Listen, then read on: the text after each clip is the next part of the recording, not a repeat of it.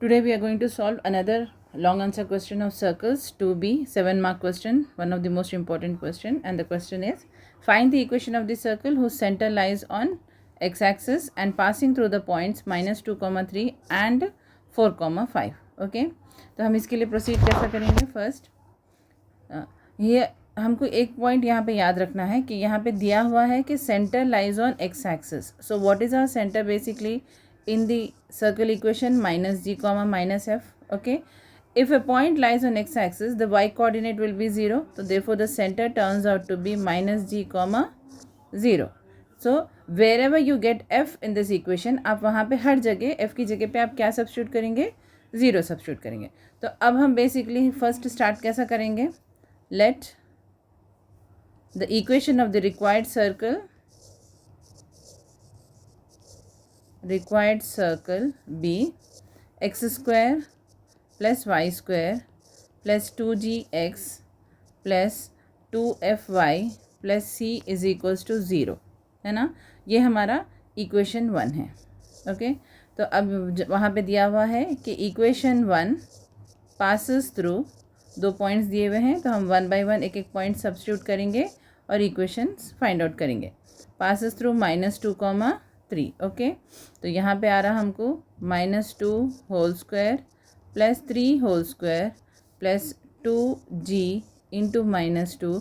अब यहाँ पे हमको मालूम है कि f की जगह पे हमको 0 सब्स्टिट्यूट करना है, right. Plus c is equals to 0. तो ये क्या हो जा रहा है हमारा 4 + 9 -4g, ये plus 0 plus c is equals to 0. तो यहाँ पे आ गया हमको 13 - 4g plus c is equals to 0. ये हमारा इक्वेशन नंबर 2. सिमिलरली इक्वेशन 1 और एक पॉइंट में से जैसा पास हो रहा पासिस थ्रू 4, 5. तो अब हम इसमें सब्स्टिट्यूट करेंगे तो क्या हो जा रहा है हमारा equation 4 square plus 5 square plus 2g into 4 plus 2 f की जगह पे 0 डालना है as usual 5 plus c is equals to 0. Okay तो ये हो गया हमारा 16 plus 25 plus 8g plus 0 plus c is equals to 0. Okay तो अब हमारा equation turns out to be 41 plus 8g plus c is equals to 0. ये इक्वेशन नंबर 3 है. तो अब हमको करना क्या है, हमको इक्वेशंस 2 and 3 सॉल्व करने का है. Solving equation 2 and equation 3. okay so while solving these equations 2 and 3 हमको ये देखना है कि हमको c डिलीट करना है, इसमें से c एलिमिनेट कर देने का है. ओके तो 13 - 4g plus c is equals to 0, ये हमारा इक्वेशन 2 है. एंड इक्वेशन 3 है 41 plus 8g plus c is equals to 0. अब हम जब सब्ट्रैक्ट करेंगे तो नीचे वाले इक्वेशंस के पूरों के साइंस ऑपोजिट चेंज हो जाएंगे. प्लस है तो माइनस एंड माइनस है तो plus, c plus changes to minus over here. Okay यहाँ तक हो गया. तो 13 - 41 is -28, right.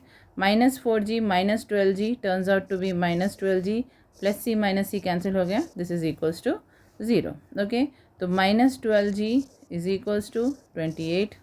Okay g is equals to -28/12. Okay 4 3s and 4 7s. तो देयरफॉर हमको g की वैल्यू आ गई है -7/3. एंड f तो हमको ऑलरेडी मालूम है, f की वैल्यू तो 0 है. तो नेक्स्ट हमको फाइंड आउट क्या करना है, c की वैल्यू फाइंड आउट करना है. ओके तो सब्स्टिट्यूट इन इक्वेशन 2. किसकी वैल्यू सब्स्टिट्यूट करना है हमको, g की वैल्यू सब्स्टिट्यूट करना है. तो 13 - 4 into -7/3 plus c is equals to क्या आ रहा हमको 0 आ रहा, राइट. तो 13 minus into minus plus 7 4s 28/3 plus c is equals to 0. अब हम 1 और 3 का एलसीएम निकालेंगे. ओके तो 13 इंटू 3 कितना हो गया 39 plus 28 plus c is equals to 0. Okay तो this turns out to be 67 divided by 3 plus c is equals to 0. तो c इज इक्वल्स टू कितना आ गया हमको -67/3. Okay again I am telling you कि हमको यहाँ पे क्या दिया हुआ है, हम कहाँ क्यों बार बार f को 0 सब्स्टिट्यूट करें, क्योंकि हमको दिया हुआ है कि x एक्सिस पे हमारा सेंटर है. अगर सिमिलरली और एक अगर कोई क्वेश्चन दे दिया जिसमें centre lies on Y axis रहेगा तो उसको कैसा प्रोसीड करना है मैं ये प्रॉब्लम के बाद बताऊंगी। ओके, तो अब हमारे पास क्या आ गया है, ये प्रॉब्लम में जी आ गया, एफ तो हमको मालूम था, नेक्स्ट सी भी आ गया। तो देयरफॉर फ्रॉम इक्वेशन 1, अब इक्वेशन 1 के हम उसमें सब्स्टिट्यूट करेंगे तो x square plus y square plus 2 into g की वैल्यू कितनी आई हमको -7/3 एक्स प्लस एफ़ की वैल्यू हमको कितना है 0 into y and plus c कितना है हमारा -67/3 इज इक्वल्स टू 0। ओके, तो this turns out to be x square plus y square -14/3 x, this is 0, okay, and -67/3 is equals to 0.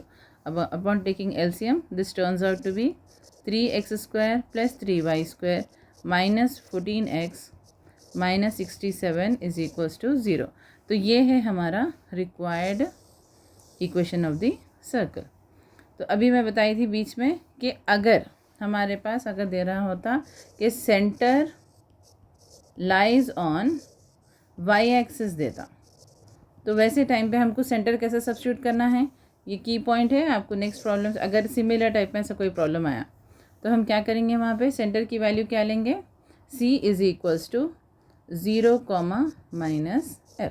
Okay, तो जहाँ भी g की वैल्यू आ रही इक्वेशंस में आप 0 सब्स्टिट्यूट करना है एंड f की जगह पे f सब्स्टिट्यूट करके सॉल्व करना है। तो बस हमको ये देखना है कि सेंटर किधर दिया हुआ है, क्लियरली हम देखेंगे, उसके बाद में प्रॉब्लम स्टार्ट करेंगे। तो if it is x axis go for -g, 0 and if it is y axis go for 0, -f। okay।